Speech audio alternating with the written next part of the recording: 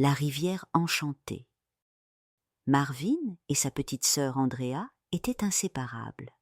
À 9 ans, Marvin avait souvent envie d'avoir des moments à lui, mais il ne pouvait s'empêcher d'être toujours présent pour Andrea. 5 ans, qu'il l'admirait comme un héros. Un jour, Andrea fut prise d'une forte fièvre. Ses joues étaient rouges et ses petits doigts tremblaient. Leur maman la prit dans ses bras et, sans attendre, l'emmena à l'hôpital. Marvin sentit son cœur se serrer. Il voulait être fort, mais une peur sourde l'envahit. Et si elle était vraiment très malade? Andrea dut rester hospitalisée. Ses parents tentèrent de la rassurer, mais rien ne semblait apaiser son angoisse.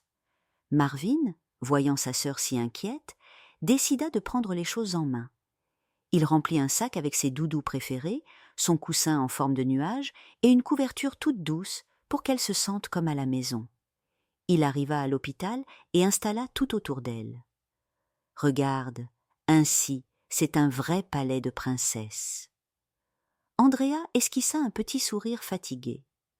Marvin s'assit près d'elle, attrapa un livre et, tamisant la lumière, annonça d'une voix douce « Ferme tes petits yeux, je vais te raconter une histoire. » Au fil des mots de Marvin, Andrea sentit ses paupières devenir lourdes.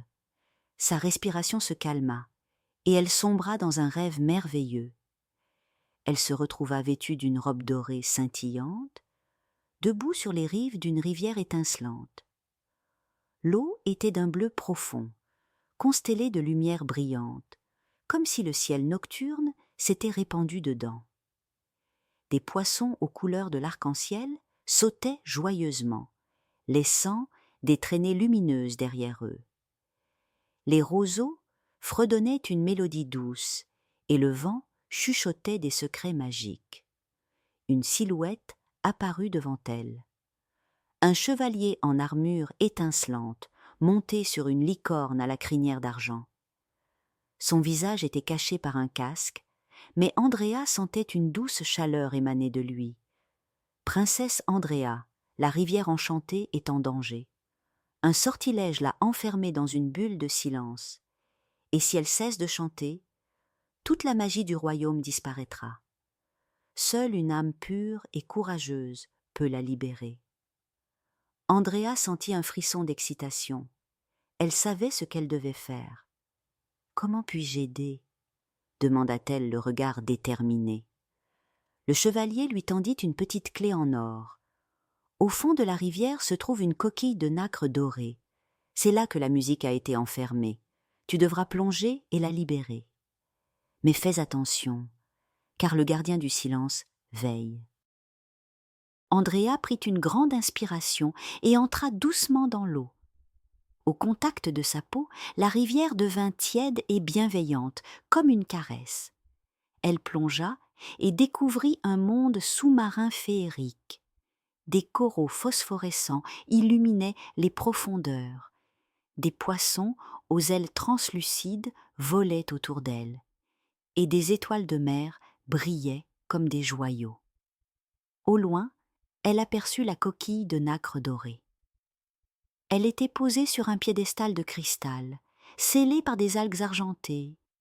Mais soudain, un immense serpent aquatique surgit des ombres. Ses écailles brillaient d'un noir de jet et ses yeux étaient 2 fentes glaciales. « Qui ose troubler le silence ?» gronda-t-il. Andrea, bien que terrifiée, ne recula pas. « Je suis venue rendre à la rivière son chant », dit-elle avec courage. Le serpent siffla, enroulant son corps autour de la coquille. La musique apporte le chaos, le silence est paix. Non, la musique est joie. Elle fait battre les cœurs et danser les âmes, elle guérit et réconforte. Andrea tendit la clé et la fit briller de toute sa force. Une vague de lumière dorée émana d'elle et entoura la coquille. Le serpent hurla en se dissipant en un nuage de brume.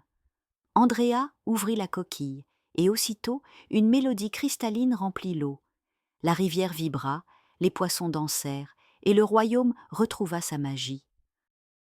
Andrea sentit une douce chaleur l'entourer. Son corps semblait plus léger, comme bercé par une musique lointaine et réconfortante. Puis, lentement, elle ouvrit les yeux. Elle aperçut d'abord le plafond blanc de la chambre d'hôpital, puis le visage de Marvin, juste à côté d'elle. Ses yeux étaient fatigués, comme s'il n'avait pas dormi, mais un immense sourire illuminait son visage. « Je me suis battue pour sauver la rivière enchantée, » murmura-t-elle d'une voix encore faible.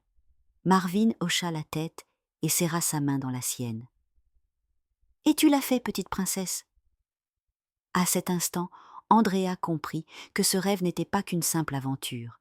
C'était un message. Une preuve que même dans les moments difficiles, l'espoir et l'amour pouvaient être des forces incroyables. Elle sentit une force nouvelle en elle. Oui, elle était encore malade, mais elle savait maintenant qu'elle pouvait surmonter cette épreuve. Tout comme elle avait rendu la voie à la rivière, elle retrouverait sa santé. Sa maman entra dans la chambre et posa une main sur son front. « Tu vas mieux, ma chérie. Tu es très courageuse. » Andrea regarda son frère et serra sa peluche contre elle. « C'est Marvin le plus courageux. Il est resté avec moi tout le temps. » Marvin haussa les épaules, mais au fond, il était fier. Fier d'avoir apporté du réconfort à sa petite sœur, fier d'avoir tenu bon, et surtout fier de voir qu'Andrea allait mieux. Parfois, l'amour et la présence de ceux qui nous aiment sont la plus puissante des magies. Même dans l'obscurité, un peu de lumière, de courage et d'imagination peuvent nous aider à guérir et à avancer. Bonne nuit, mes petits rêveurs.